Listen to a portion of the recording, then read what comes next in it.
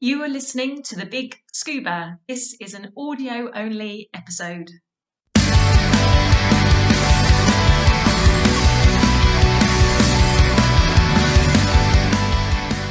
Hello everybody, welcome back to the Big Scuba Podcast. Emma, this is episode 34, welcome. Hello, yep. Excellent. Welcome back everybody. So what we've got coming up is this episode is with our good friend Jacob from our friends Paralenz.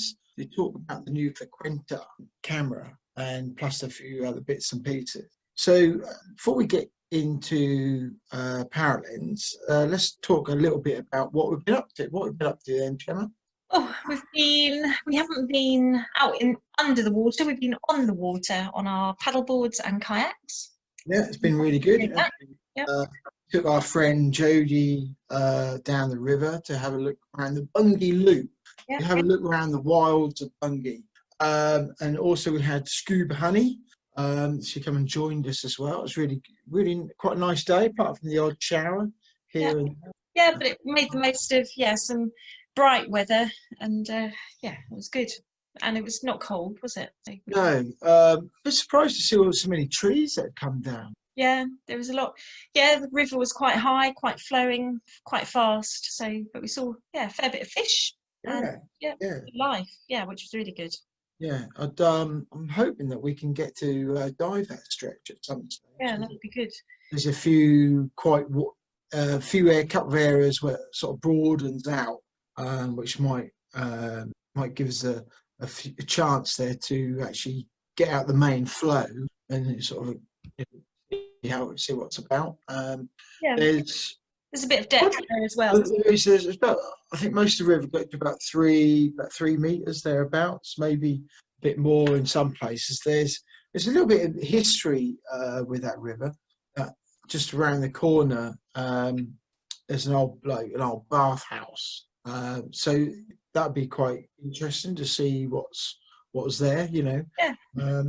But on the whole, it's been sort of our last sort of couple of weeks has sort of been getting episodes ready. Talking to some future guests, which has been quite exciting. It has, yeah. One guest we talked to, we planned for an hour, and it's over 2 hours, and that one's coming up. So that's really quite entertaining and mesmerising. Yeah, but really good. I really enjoyed that. We're definitely here to not just talk about scuba diving. We're talking about the underwater world. Certain people. That's it. Scuba diving. There's always been the thing with scuba diving about, it's not just about the diving, but actually where it leads. And for quite a few people, that can be a job. That can be, a job in training or guiding tourists around on liverboards, dive boats, or it can bring you off into all sorts of manner, whether you're a commercial diver or some part of industry where they need diving. It's quite exciting, really, in the world of diving, about what doors that can open, and sometimes you just got to go with it. Yeah, and I think we're doing our best to bring that variety to the listeners. Yeah, absolutely, and that's really good. That's fun doing it, and that'll be coming up very shortly. Also, if you are listening to us for the first time, do dial back at our previous episodes. You'll see that we've got episodes where we've taught cave divers, experts for sharks, astronaut, and side mount divers, women of divers who are doing extraordinary things, a whole manner of things. So, look back. And also, we're also on the YouTube channel of the Big Scuba, so look us up on there. And if you want to keep up to date when we're bringing out new videos, and generally speaking, we bring out a video, I think, nearly every week, Gemma? Yeah. So you can just keep up to date with our adventures. Yeah, that'll keep you up to date, and you'll get it. So, but you have got to subscribe, and you have got to ding the old bell. Yeah, do that. But we always value every week that we have regular downloads, and it's really good that people do that. So thank you very much for that. And also to our patrons as well, because you guys help make this all possible.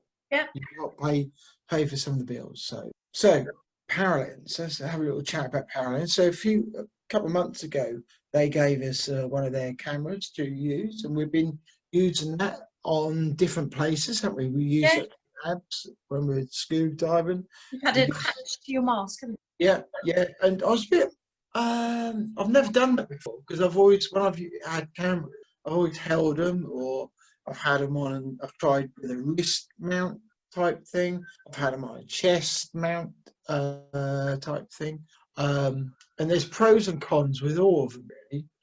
And obviously it's not you spend absolutely hundreds on a case and a great big camera. But for the average camera gets attached to your mask, I've never done that before till I had this Paralenz. And I've seen different other people had to review, see how they go on. It's quite interesting, because some of them you think, well, they look quite heavy. Are you going to notice that? Is that going to affect the feel of your mask? Yeah. I have to say, I found that to be okay. Yeah. The Paralenz, you can turn it on, connect it up, and go about your diving and just enjoy. It's got, let's talk about some of its setting. It's got automatic white balance. You can change it from green balance to blue, depending on whether it's sea or in fresh water. You can have it set up so it comes on automatically when it gets down. You drop down below 0.3 of a metre. To do with the pressure, isn't it? Yeah, it's got a pressure sensor in it. And when you replay it, it will tell you the temperature and also the depth that you're at.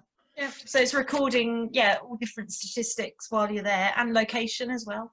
Yeah, we've tried it in some of the low setting. And it's like any other camera, it'll skip and miss and lose colours. But you put that onto 4K, brilliant. So why would you not, really? So Paralenz in 4K, absolutely brilliant. And we actually used it. We was doing some tree work this week, and up the top of the tree, we're up about 20 metres. We actually used it up there to actually get a bit of footage of what we're doing with our tree work. Yeah, I look forward to seeing that. Pruning the trees. So yeah, and that worked the tree. It worked really well, considering how high up you get really good focus of what's below. And also we've used it in the gym when we've been at CrossFit. Yeah. It's a really good tool. You can just set it up and you don't have to use your phone. You can just use your thing. Yeah. Kayaking, we've had it on the canoe as well. Yeah, really good connections for your kayak as well. And, I must admit, you put it on my mask as well when we went in the river, and I didn't notice it either. So, yes. And I have to also say the build quality, they are so strong, so robust, that I'd say they're machined out of a one piece of aluminium. They are sturdy. Yeah, that would take a few knocks. Really good camera. So we talked to Jacob Steensen. He is the partnership manager for Paralenz. He talks about the new Vaquita camera for capturing dives. But it goes much further from being just a recording device. It collects data from the camera, such as temperature and depth, as we said, location, and also this feeds into a really clever app they brought out. So say you are diving in the Med and you see a dolphin or a shark, you can record it and you can record the species. So quite clever. And so is the app. So it's well worth investigating to see what they're like. And considering, the camera that we've been using, brilliant and so well made, you can only imagine the new Vaquita is so brilliant. Yeah, I think it's all good, and they're taking orders right now, aren't they? They've had, I think they're on their third round of orders for the new Vaquita. So if you're listening to this and you're thinking about what camera to go get, it's an easy to use. You can set it recording and basically jump in and go and enjoy your dive. Go get the Vaquita. You're not going to want them much more. So it does the load. As look on our YouTube. Don't just take our word for it. Look on the YouTube. Listen to our stories, and you can use it for anything. Use it in water and below. For a new diver, you don't want a great big camera in your hands or attached around your neck. You can just put it on your mask, and it's really simple. Well, it's not just that. I just think that most people have only got limited funds.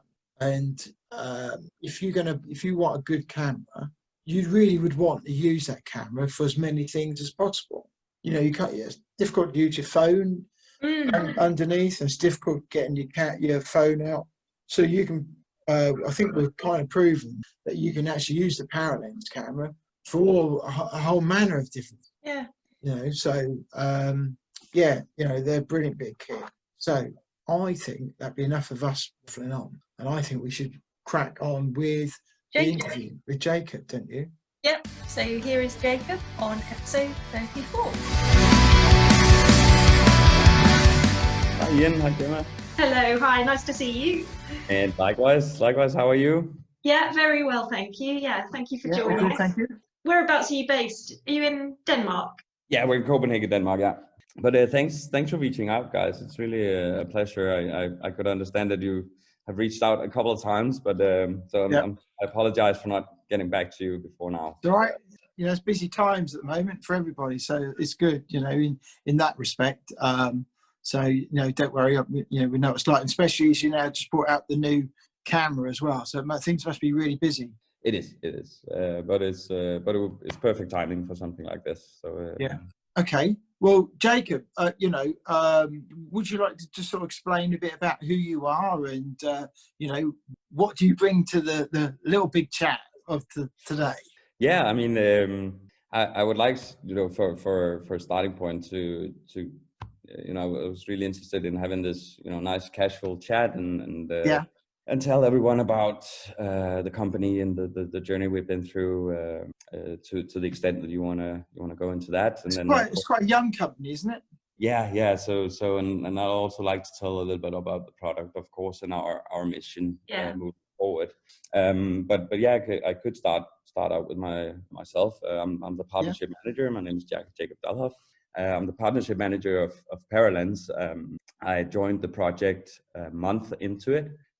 So I've been with Paralenz from very early on, and my role in the beginning was the marketing director. Let's call it interim marketing director until we managed to get some really good people in to take care of that part. Into that later.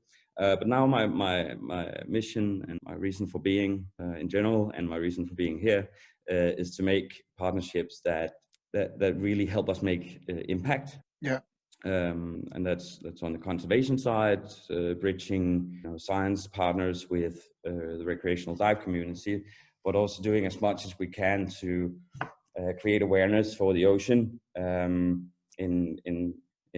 you know, basically trying to reach people outside of the diving industry as well, and make the ocean visible to them, and try to inspire many more people to join it. So that's, you know, that's what we work on, and I've you know, facilitate and managed our relations with these other science partners and brands. So that's what I do here in the company. Busy role.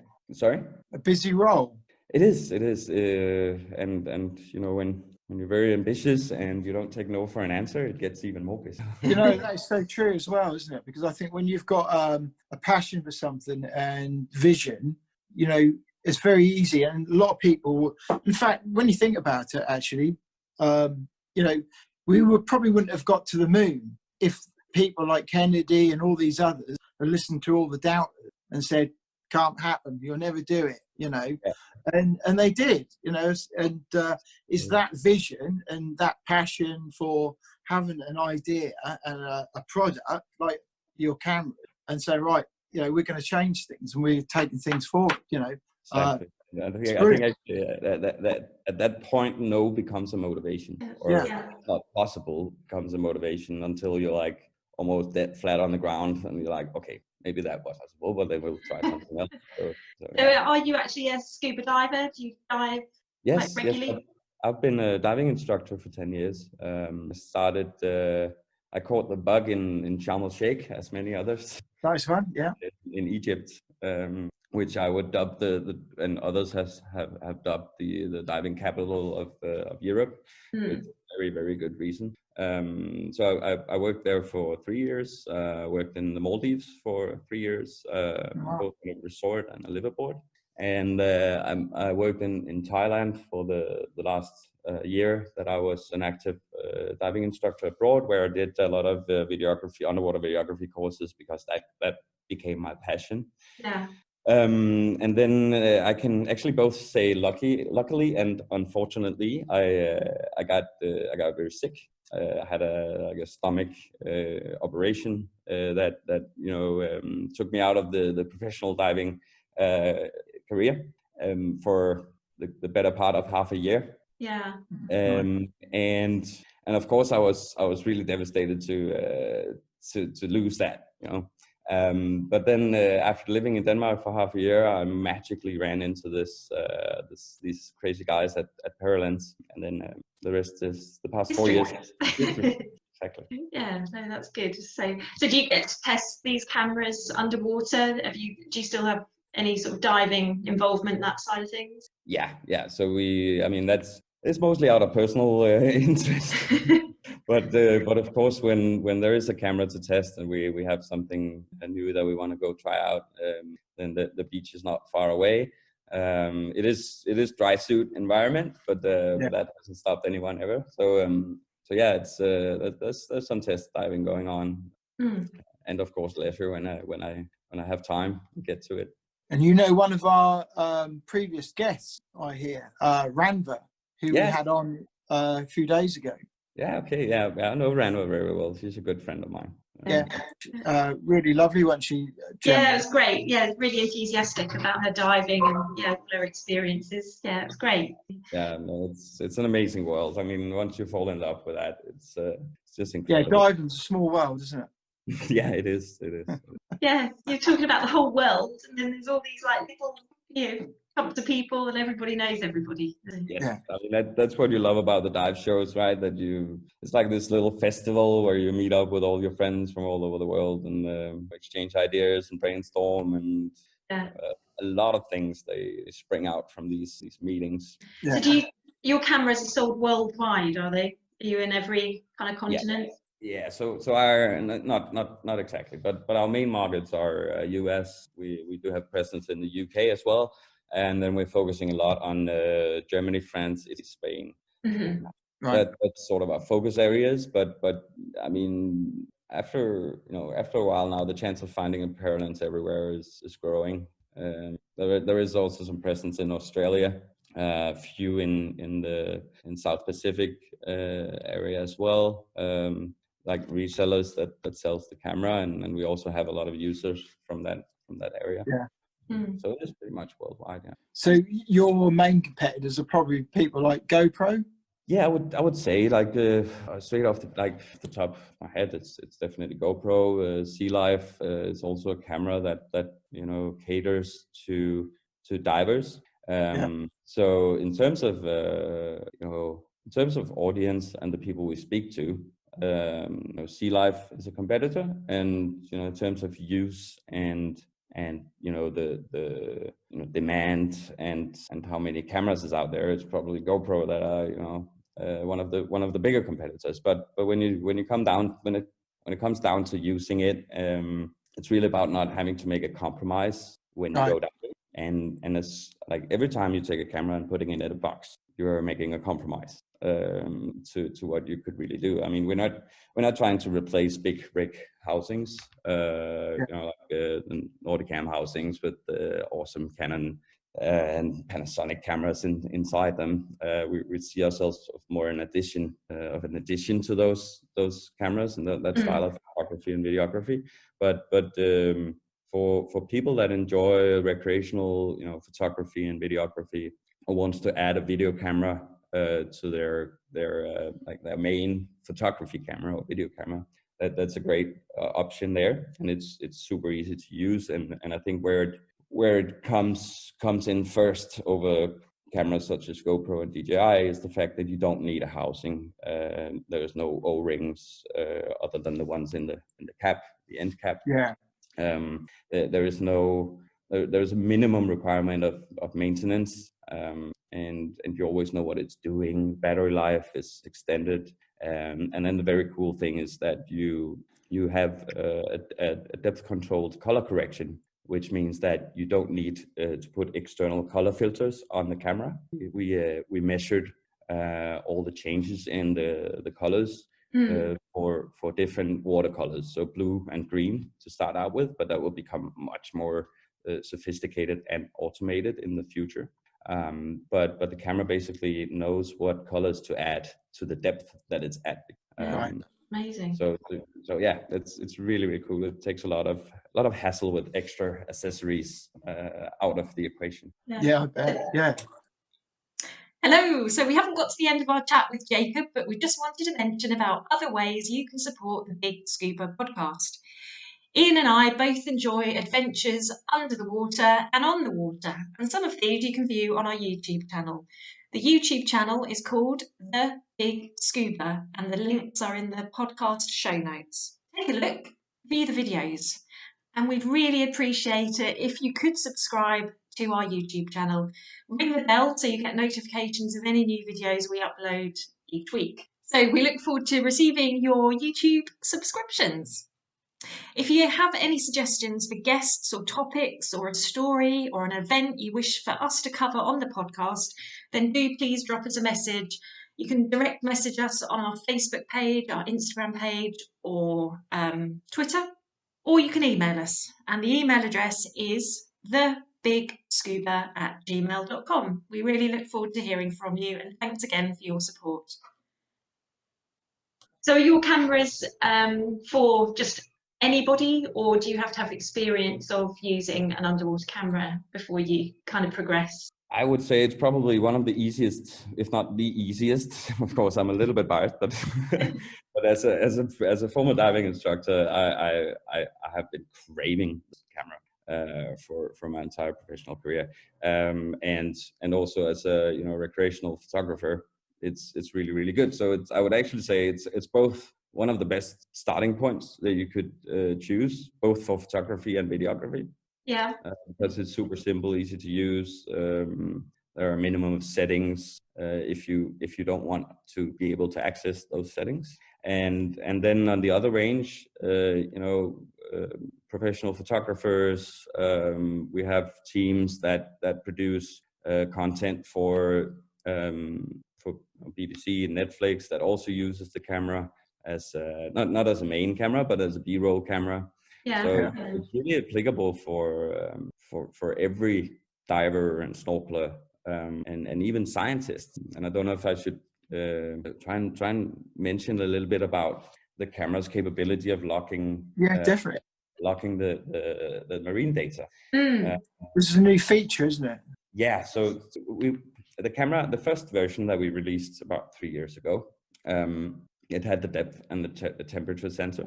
And when people uploaded dives to the Paralenz app, which we see the camera and the app as one. So when people upload their dives to the app with the previous camera, they can set the location of their dive, and thus also the location of the depth and temperature profile that they collected. So from very early on, we knew that we could do something, and we have also been, of course, within GDPR regulations and non-personalized. We have also stored a lot of temperature and depth logging with location. And with regards to the new unit, we added a conductivity sensor and a GPS sensor. So now it's no longer up to the user to make sure that he sets the right location. Now the camera knows where the data was logged. And this gives it much more substance. We made it. It's been a mission from the very beginning. It's a heartfelt mission, but we managed to be able to communicate it much more thoroughly through our company and really design. Really be able to communicate our mission much better and our purpose with it. So the idea is that with the new camera, when you go diving, when you video your holidays or your work or with whatever you're using it for, when you're in the water, it logs the point of entry with GPS and the point of exit. Yeah. Okay. Yeah, and then after the dive, when you connect it to the application, it uploads the conductivity, temperature, depth, and location, non-personalized, to a database. And what it also does is that it has this functionality that people can upload sections of the video. So they can go into the app, they can choose which sections of the video that they would like to share with the community. And when they do that, it ends up in a world map inside the app. which you can also access. It's good. Perfect, awesome. So that's it's the explore function in the bottom of the app. If you out there, check it out. And what people can do there is upload small video clips of the places that they drove, so that the normal users can be inspired to dive in different places of the world and see how it is. And this is even more so important with this new situation that we're in, and where we have to focus on diving locally, and it seems that it's really, really great. So that's really cool. I love that is happening. When people upload these videos to the ocean base, we have the ambition and the plan to, within a year or two. It's very hard to set timelines in these things, but we have a strong focus and a strong ambition to create an AI with our science partners, universities and such, that will be able to read the video bits that people are uploading voluntarily. We'll be able to assess the coral condition that are filmed in these videos to see if it's bleached or if it's diseased or if it's healthy. And also we want to be able to identify fish families. And you could, the possibilities of this are endless. It's just a matter of resources and focus and prioritization. But essentially we could be looking at a world where recreational divers and snorkelers carrying the Paralenz camera, they're going to become marine biologists. They will become at least marine sensors, and they will help contribute with video that can give us the opportunity to assess outbreaks of invasive fish species, or assess the health of coral reefs.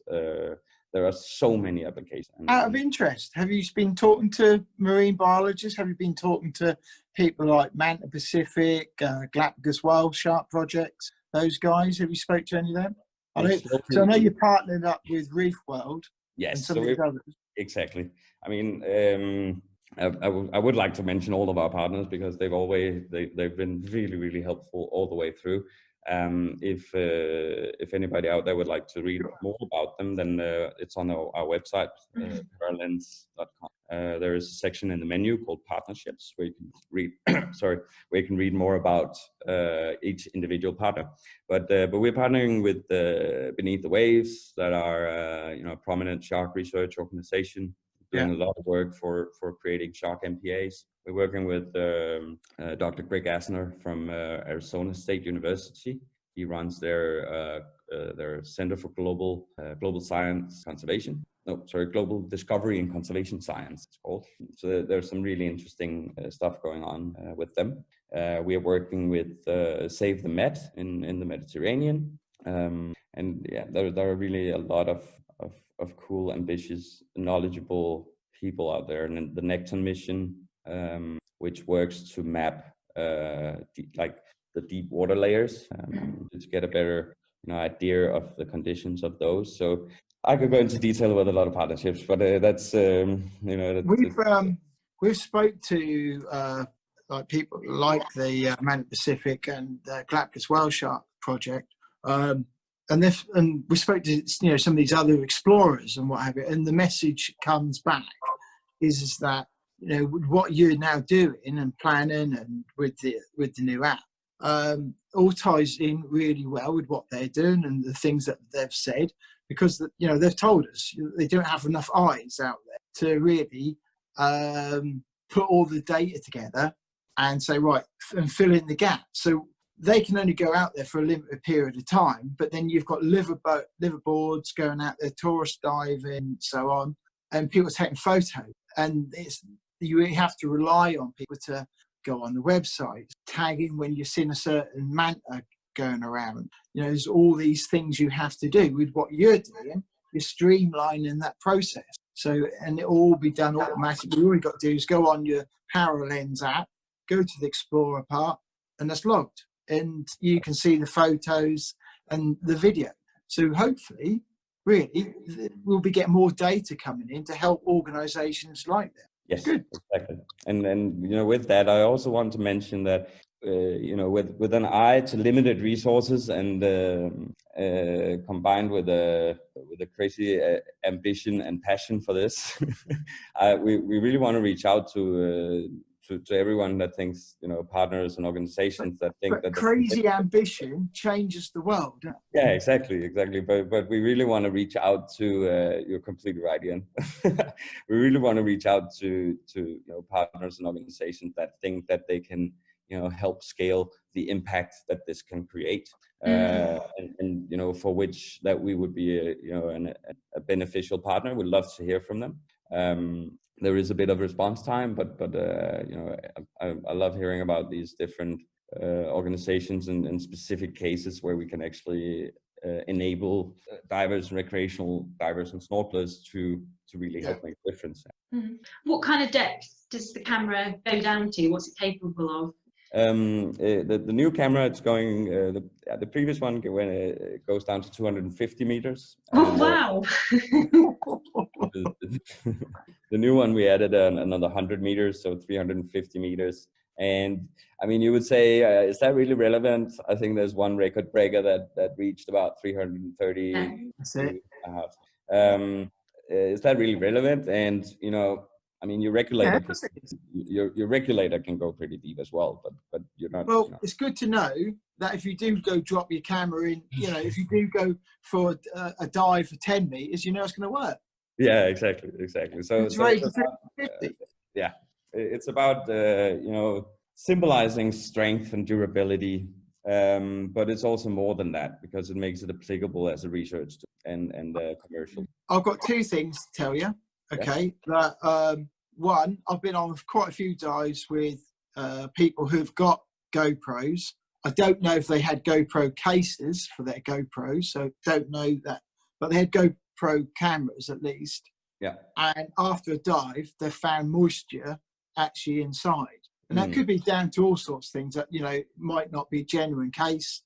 Could be that the cases were banged or knocked about. Could be old and deteriorating around the seals. So that could be down to water. But I have been on dives with different divers, and they've gone, I've got water in case. Foggy lens. Yeah. I actually got three things to tell you. The second thing I've got to tell you is I love how the engineering is involved with the Paralenz, because you can see it's been thought about how it can be operated with gloves on. If you've got 5mm gloves on, trying to do simple things and push buttons, I've found that difficult in the water, and you're swimming along, and I've got a GoPro myself at the moment, but it's difficult to push the button sometimes, and you're fumbling about with 5mm gloves on, your hands are cold, so it's a good bit of thought has gone on with that. And also the third thing, I spoke to Christina Sonato before we come on, who's a long time user of Paralenz, loves it, shouts at your praises, says it's really good, and she takes it down to her and Kevin to really deep caves in the Bahamas, uses it all the time. So if she can use it in caves at 100 meters down, we can use it when we're 10 meters having the poodle about on a shelf. Exactly. That's what I love about this camera, is that it's it's really diverse in its use cases, in its application, which exactly as you say, it's relevant at the surface and down to 10 meters, even as a snorkeler, and it's relevant for the highly trained technical diver. And about the shape and the form factor and the buttons that you mentioned, it's both of course, so it's operable with gloves, but also a very important factor in having push buttons is that they don't work under pressure.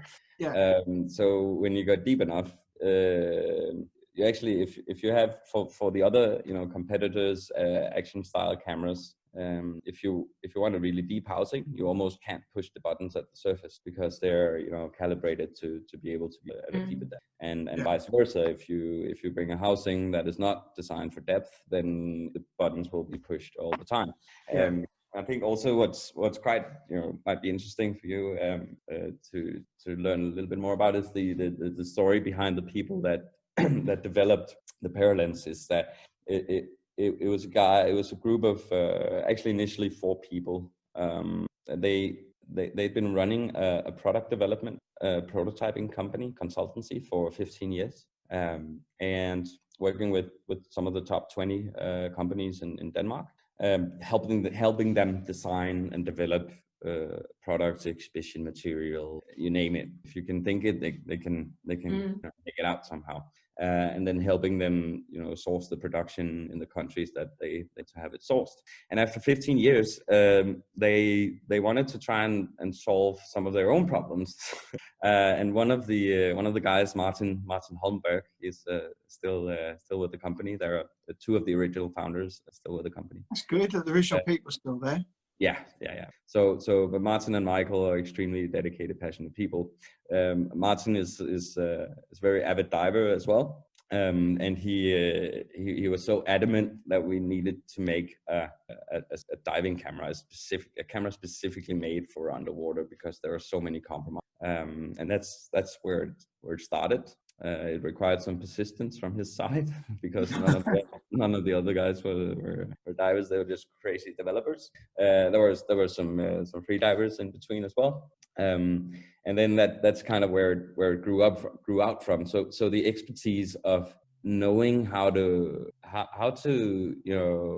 identify the wants and needs of a group of users of any kind had kind of been their expertise. But then comes in the element of giving them what they really need and want, and not what they think and want. Want. Like the old saying with if I asked them what they wanted, if I'd given them what they wanted, I would have given them faster horses. So there's kind of it's a combination there. But I also don't want to. I mean, we can't take credit for developing a camera fully, because we reached out to the dive community, hundreds of divers over, I think it was 80 countries or something, and also local dive centers in the initial phase, of course.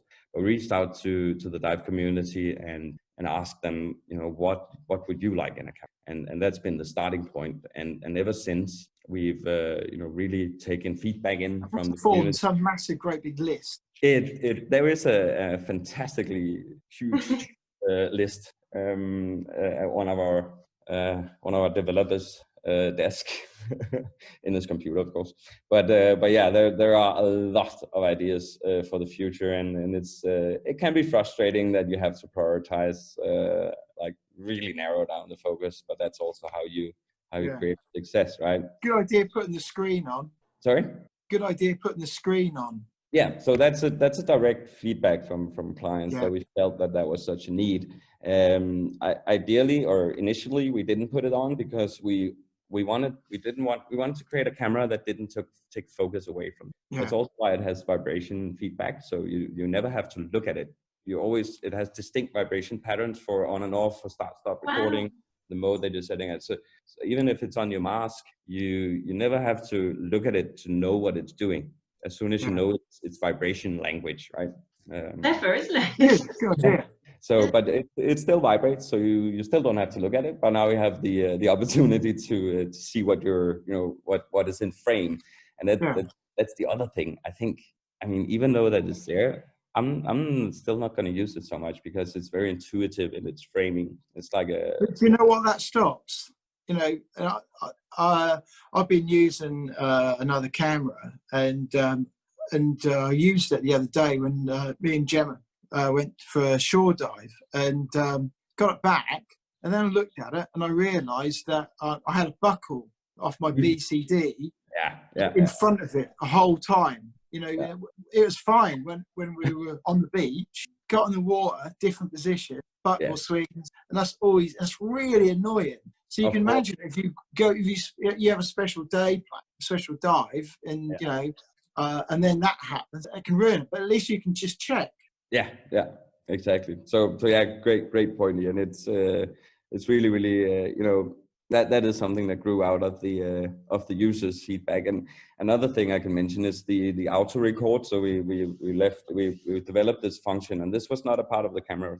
We developed this function that when you it's great for free diving. When you're at the surface and you go down, you can set it to a depth where you want to start recording. And also a depth where you want it to stop again. So you don't, and definitely also for scuba divers, when you're on a dive boat, you just turn it on and then you get yourself ready. And then when you jump in, it starts recording. or if you are doing a deep wreck and you don't want it to record the descent or the ascent, then you just set it to start recording once you reach the wreck. So and that was actually a free diver that asked us, wouldn't we be able to use the depth sensor to create this mechanism? And then 2 weeks after, we sent out a firmware update with it.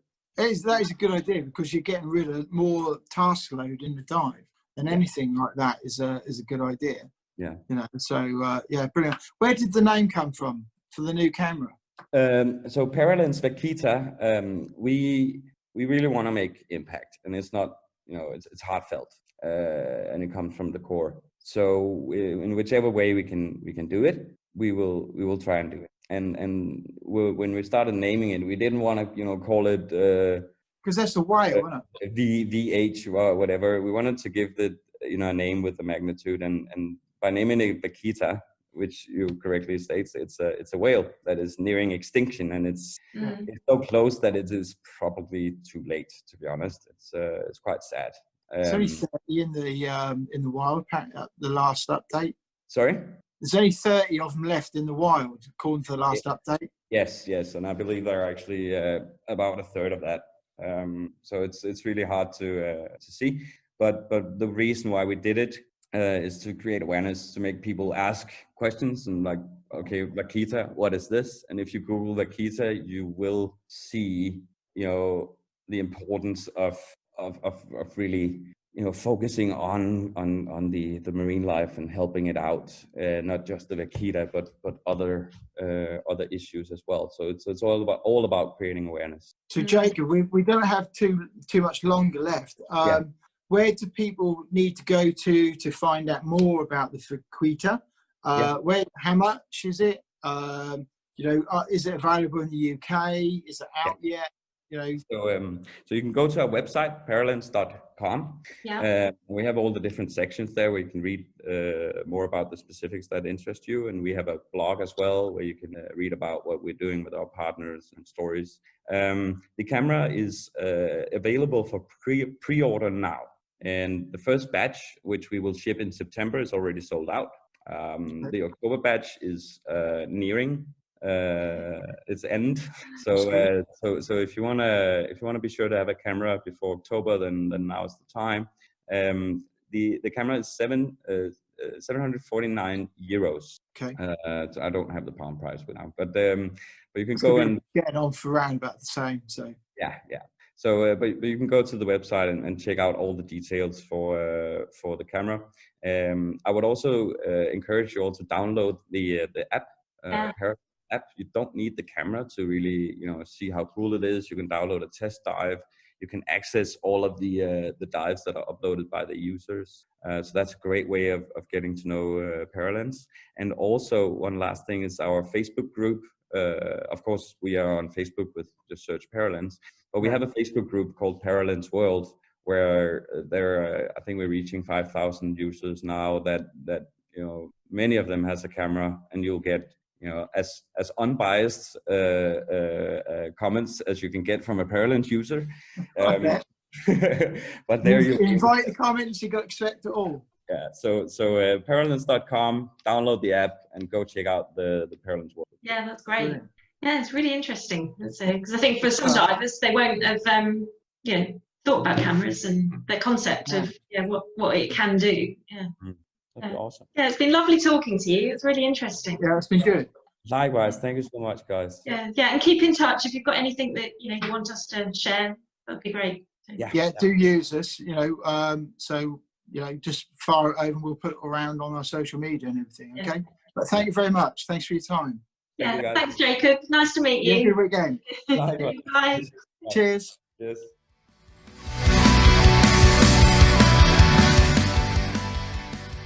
Welcome back, everybody. I hope you enjoyed that conversation that we just had with Jacob.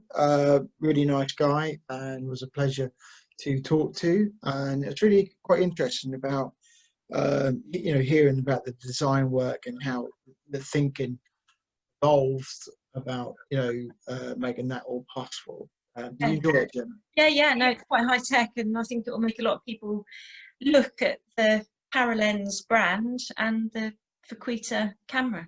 It's definitely quality brand, and certainly one for the future. You know, very forward thinking. So actually really like them. I like the kit.